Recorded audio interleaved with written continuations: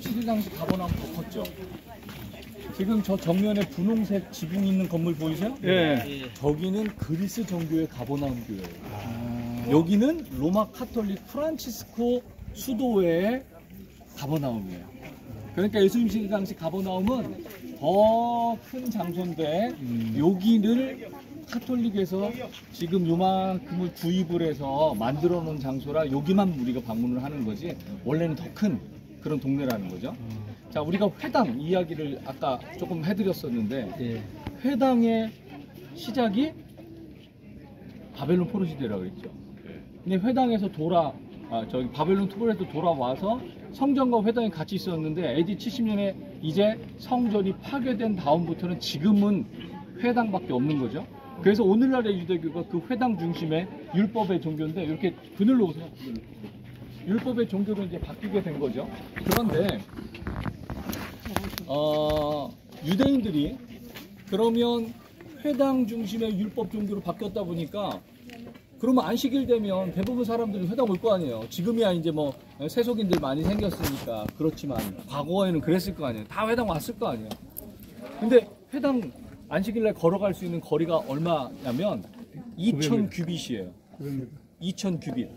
2000 규빗인데 1규빗을 여기서부터 여기까지 이야기해요. 그래서 46cm에서 52cm 정도 해요. 1규빗이 시대마다 조금씩 달라졌어요. 그래서 대략 한 50cm라고 본다면 2000규빗 하면 대략 1km 정도. 2000규빗이 어디서 왔을까요? 이야기 네. 장군님 광산에서 네, 뭐 그것도 있지만 이스라엘 백성들이 출애굽해가지고 갈 때 법궤하고 본진의 사이 거리가 2000규빗이었어요. 법궤하고 본진의 사이 거리가 2000규빗. 그래서 안식일날 걸어갈 수 있는 거리가 2000규빗이 되는데 그러면 회당이 생겨났어요. 마을이 이렇게 커질 거 아니에요. 그러면 마을이 커지다가 2000규빗 넘어간 곳에 집이 생겨지면 그 사람은 회당 어떻게 올까요? 일찍 와야지. 일찍 전날. 네, 전날 안식일 시작되기 전에 미리 와서 네. 명작으로 이천규 안에 텐트 치고 있다가 네. 뭐 오는 네. 아니 거기다 회당을 또 하나 세우면 되잖아요. 아 맞다 말 타고 오면 돼. 그럼 되겠네. 그럼 회당을 또 세우면 되잖아요. 뭐 이렇게 복잡하게 생각할 필요 없잖아요. 네.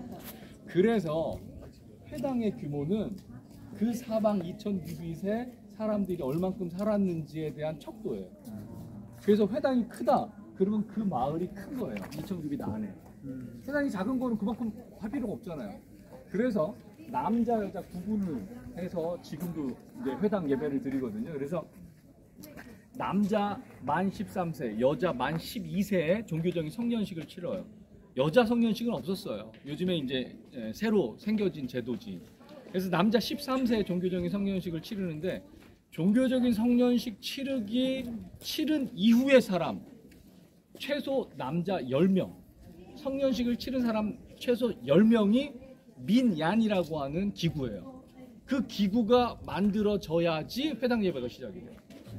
그러니까 9명 있다. 그러면 회당 예배가 시작이 안 돼요. 민얀이 구성이 되지 않기 때문에. 세력이 15인이 있어야 기입니다. 그렇죠. 세대교인 15인 있어야지 이제 기도처에서 이제 교회로 승격되듯이.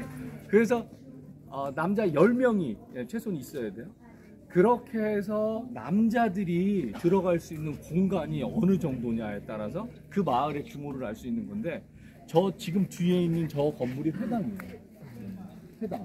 회당인데 지금 밝은 색의 돌이죠. 저거는 석회암입니다. 석회암인데 지금 이 뒤로 보시는 이 마을 바닥에 있는 마을 돌은 다 어때요? 검은색이죠. 현무암이에요. 이 갈릴리 지역은 골란고원의 화산 폭발에 생긴 지역이기 때문에 다 현무암지대예요. 그래서 옛날에 건축하면 뭘로 했을까요? 다 저 현무암으로 했다고요. 저 석회암은 다른 데서 다 가지고 온 거예요. 가지고 왔다라고 하는 것 그만큼 경제력과 그만큼의 정치력이 있어야 된다는 얘기잖아요.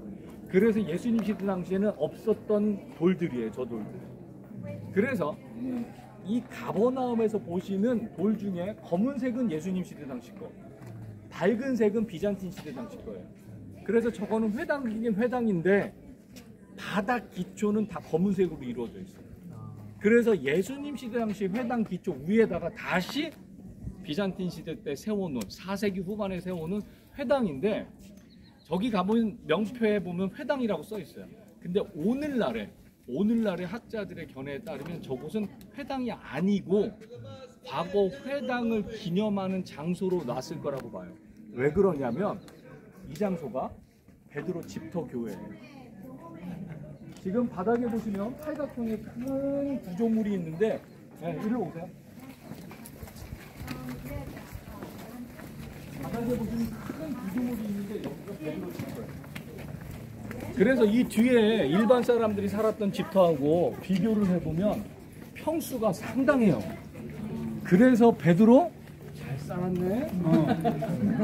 고기 많이 잡았네. 평수 넓은 곳에 잘 살았네 라고 이해할 수 있는데요.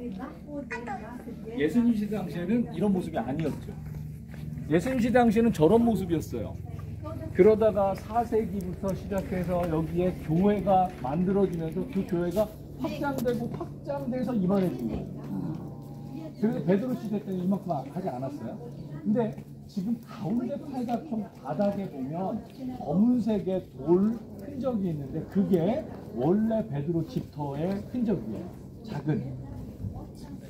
그래서 예수님께서 그 베드로 집터 중에 요 방에서 늘 머무셨다 그래서 3세기, 4세기에 이 땅에 성지순례 왔었던 사람들이 기록을 해놨어요.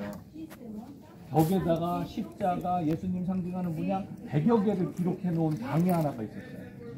그 방이 바로 예수님께서 늘 머무셨던 곳이다라고 해서 그 방을 중심으로 해서 팔각형의 교회 건물을 세우고 6세기 되면서 더 크게 세우고 이런 식으로 해서 교회가 세워지고 1990년에 이 밑에를 보호하려고 이 위에 교회 건물을 만들었어요. 그래서 이 교회 가운데 가면 똑같이 팔각형으로 이루어져 있거든요.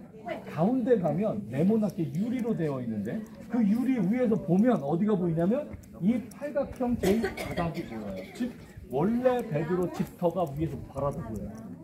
그렇게 일부러 지었어요. 그래서 여기에 비잔틴 시대 때 교회가 있었다고요. 근데 비잔틴 시대 때 유대인들은 소수였기 때문에 박해받았던 사람들인데 여기 교회가 있는데 교회 저 앞에 저만한 유대인 회당이 있다? 이거는 합리적으로 맞지 않다라고 하는 게 오늘날 학자들의 견해예요. 그래서 저 장소는 비잔틴 시대 때 밑에 회당을 기념하는 한 장소로서 교회가 여기 있으니까 따로 교회를 세우진 않고 그런 건물로서 회당을 기념하는 장소를 세우지 않았을까라고 하는 게 오늘 요즘에 이제 학자들의 견해입니다. 그래서 어쨌든 회당이라고 이야기는 하지만 실제 회당인지에 대해서는 이제 논란이 있는 그런 건물인데요. 들어가 보시면 규모가 굉장히 커요. 굉장히 커요. 그래서 가버나움이라고 하는 동네 자체가 굉장히 컸던 동네였다라고 하는 것을 알 수가 있는 거죠. 그래서 자 여기 뒤에 여기 보시고 이쪽 편도 잠깐 와보세요. 지금 이쪽 편에 있는 게 원래 베드로 집이 작았었다고 그랬죠. 교회로 커졌다고 그랬죠. 원래 집의 크기가 요만했어요. 근데 이 가버나움에서 예수님께서 일으키셨던 기적 중에 하나가 중풍병 걸린 사람 24명이 지붕을 뜯어서 달아내려서 고쳐주시죠. 자, 우리 개념에서 지붕을 뜯으면요 밑에 있는 사람 벌써 깔려 죽어요. 그죠? 그 지붕을 어떻게 뜯어요? 이스라엘의 개념은 건기에 비 안 오고 우기철에 비 온다 그랬죠. 그래서 건기철에 뜨거운 태양을 피하기 위해서 벽만 짓고 위에는 나무로 이렇게 놓고 저 대추야자 종려나무 있죠? 그 가지를 잘라서 척척척 덮어놓으면 끝이에요. 그러니 지붕을 뜯는다는 거는 그냥 걷어내는 거죠. 네, 우기 때는 거기다가 석회를 갈아가지고 회를 만들어서 회반죽으로 해서 회치를 해요. 회치를. 그래서 그것도 그냥 걷어내는 거지. 어떤 이제 그런 뭐 이렇게 도끼로 뭐 이게 망치로 깨가지고 하는 그런 구조는 아닌 거죠. 옥수수 보시면 네모나게 바닥에 유리가 있는데 그 유리에서 바라다 보면 요 밑에는 보여요. 그래서 보시는데 여기 2,40km 열려 있을 때 들어가시고요. 남자분들 모자 벗고 들어가시는